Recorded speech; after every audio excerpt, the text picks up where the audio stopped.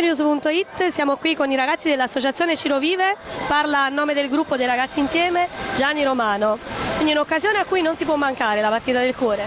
La partita del cuore è un evento importantissimo che noi siamo onorati di partecipare per ricordare gli amici Mario Vale e il nostro grande amico Ciro Esposito che non ci sono più, e quindi per unire le nostre forze siamo qui per dire viva la socialità e siamo più uniti e combattiamo insieme soprattutto. Combattimento che va fatto anche per introdurre i giovani nella società proprio attraverso l'amore per lo sport.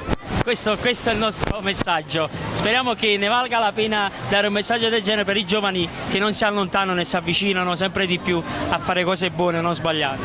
Viva lo sport in maniera positiva. Un saluto a tutti i lettori di Street News. Ciao. Un saluto, ciao. Ciao. Ciao.